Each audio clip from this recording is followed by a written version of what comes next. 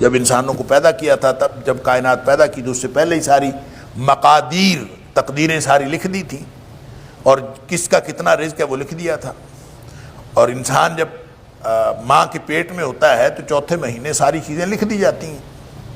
اللہ اکبر، کتنا رزق کھانا ہے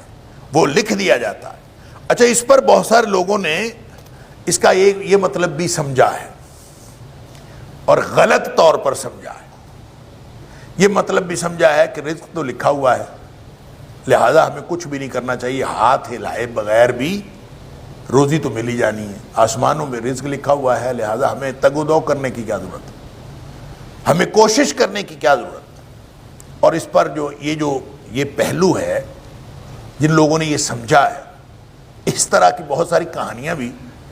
امام ابن کثیر نے اپنی تفسیر کے اندر لکھی ہیں کہ فلاں شخص ایسا تھا، فلاں لوگوں کے باقاعدہ نام لکھے ہیں کہ اس نے یہ آیت پڑھنے کے بعد اس نے ساری چیزیں ترک کر دی، وہ ایک جگہ جا کے بیٹھ گیا اور بس اس نے کہا میں تو باقی زندگی یہیں گزار دوں گا اور مجھے اللہ تعالیٰ خود رزق دے گا، مجھے کیا ضرورت ہے کچھ کرنے کی، اور میں تو اللہ کی بندگی میں ساری زندگی گزار دوں۔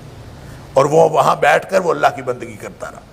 پھر اس کا بھائی بھی آ گیا، وہ بھی اللہ کی بندگی کرنا شروع ہو گیا، اور پھر ان کو ٹوکریاں ملی، کھجوروں کی ٹوکریاں آ جاتی تھی کہیں سے، اور وہ اس کو کھاتے رہتے تھے اور رزق بھی ملتا رہتا تھا اور اللہ کی بندگی کرتے رہتے۔ اب بے بنیاد باتیں ہیں۔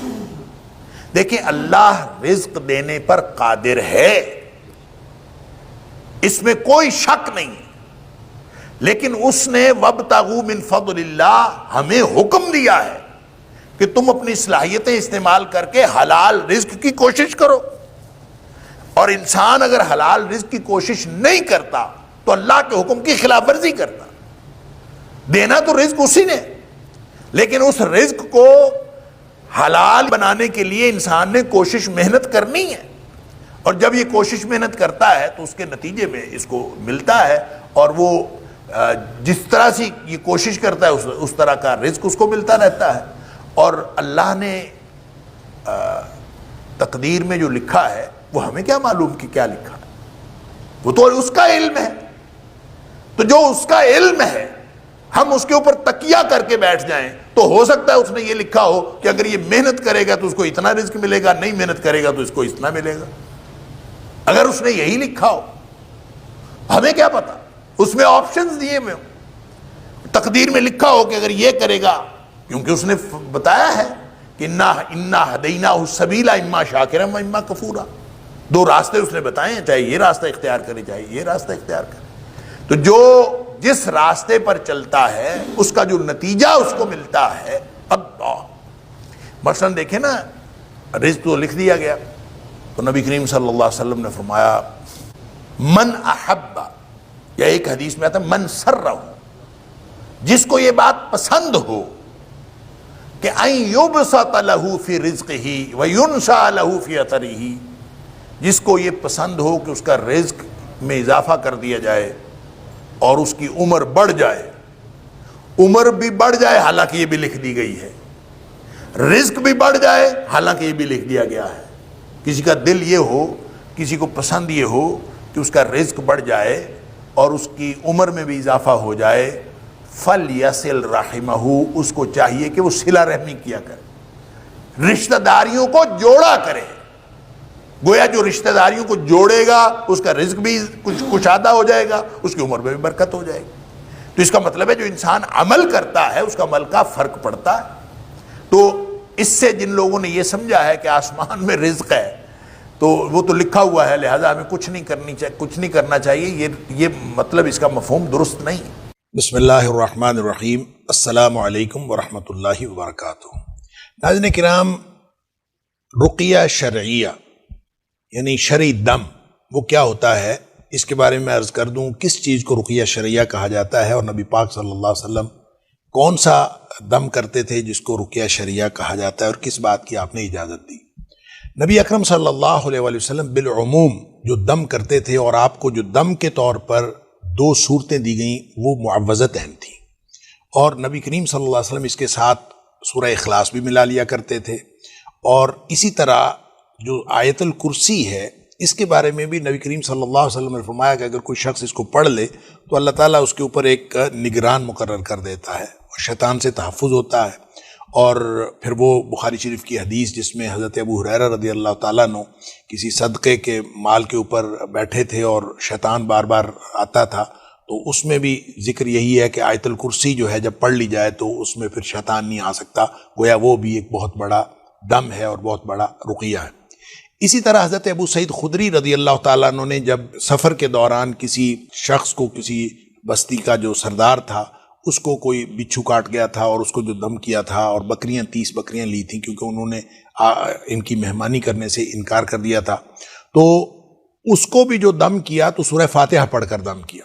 اور نبی کریم صلی اللہ علیہ وسلم کے پاس جب آئے تو آپ صلی اللہ علیہ وسلم نے فرمایا کہ تمہیں کیسے پتہ چلا کہ یہ رقیہ ہے؟ تو اس کا مطلب ہے سورہ فاتحہ بھی رقیہ ہے۔ تو اس کا مطلب یہ ہوا کہ سورہ فاتحہ پڑھ کے دم کر لیا جائے، آیت الکرسی پڑھ کے دم کر لیا جائے، یا آخری تینوں قل جو ہیں یہ پڑھ کے دم کر لیا جائے، تو یہ بہت اچھا ہے، یہ بہت اچھا رقیہ ہے جو نبی پاک صلی اللہ علیہ وسلم نے مسنون آپ کرتے تھے۔ اور بلکہ یہ معوذتین ہیں، اس کے بارے میں تو حضرت عائشہ صدیقہ رضی اللہ تعالیٰ عنہ فرماتی ہیں جب نبی کریم صلی اللہ علیہ وسلم کا عام معمول یہ تھا کہ آپ پڑھ کے اپنے پھونک مار کے اپنے ہاتھوں میں پورے جسم پہ پھیرتے تھے، جب آپ کی تکلیف بڑھ گئی، بیماری جو آپ کا مرض الموت تھا، اس میں حضرت عائشہ صدیقہ رضی اللہ تعالیٰ عنہ فرماتی ہیں میں نے پڑھا، نبی پاک صلی اللہ علیہ وسلم سے پڑھا نہیں جاتا تھا، میں نے پڑھا لیکن میں نے نبی پاک صلی اللہ علیہ وسلم کے ہاتھوں پہ پھونکا اور آپ ہی کا ہاتھ آپ کے جسم پہ پھیرا، کیونکہ آپ کا ہاتھ میرے ہاتھ سے کہیں زیادہ بہتر تھا اور آپ کا ہاتھ مبارک تھا۔ تو ایک بات تو یہ ہو گئی کہ وہ مسنون رقیہ وہ عام طور پہ یہی کیا جاتا تھا، لیکن نبی کریم صلی اللہ علیہ وسلم جب مدینہ منورہ تشریف لائے ہجرت کر کے مکہ سے، تو بہت سارے لوگ مختلف قسم کے اپنے رقیہ پیش کر رہے تھے نبی کریم صلی اللہ علیہ وسلم پر کہ یہ میں رقیہ کرتا ہوں کیا یہ درست ہے، میں یہ رقیہ کرتا ہوں کیا یہ درست ہے۔ تو نبی پاک صلی اللہ علیہ وسلم مختلف لوگوں کو بتائے جاتے تھے کہ ہاں یہ درست ہے، یہ درست نہیں ہے، یہ درست ہے، یہ درست نہیں ہے۔ تو پھر نبی کریم صلی اللہ علیہ وسلم نے کلیہ قاعدہ ارشاد فرما دیا، آپ نے فرمایا ہر وہ رقیہ درست ہے جس کے اندر شرک نہ ہو۔ لہٰذا اس کا مطلب یہ ہوا کہ کوئی شخص رقیہ کے لیے قرآن حکیم کی کوئی آیات منتخب کر لے، یا نبی کریم صلی اللہ علیہ وسلم کی کوئی بتائی ہوئی آپ کی کوئی دعا وہ منتخب کر لے، یا پھر وہ کوئی بھی یعنی اس کی گنتی بھی منتخب کر لے، اتنی دفعہ سورہ فاتحہ پڑھی جائے، اتنی دفعہ سورہ یعنی آیت الکرسی پڑھی جائے، یعنی یا کوئی اور صورتیں اس کو منتخب کر لے، تو یہ بہترین رقیہ ہے، اس میں کوئی حرج نہیں ہے۔ اور رقیہ کسی بھی وقت کیا جا سکتا ہے، عام طور پہ نمازوں کے بعد رقیہ کرنا نبی کریم صلی اللہ علیہ وسلم سے ثابت ہے، اور سوتے وقت رقیہ کرنا نبی کریم صلی اللہ علیہ وسلم سے ثابت ہے۔ اسی طرح سوتے وقت بھی نبی کریم صلی اللہ علیہ وسلم نے مختلف دم سکھائے ہیں، اس میں خاص طور پر جو یہ رقیہ ہے سورہ فاتحہ، آیت الکرسی اور 4 کل کر لیں یا 3 کل کر لیں، یہ سوتے وقت بھی دم کرنا چاہیے۔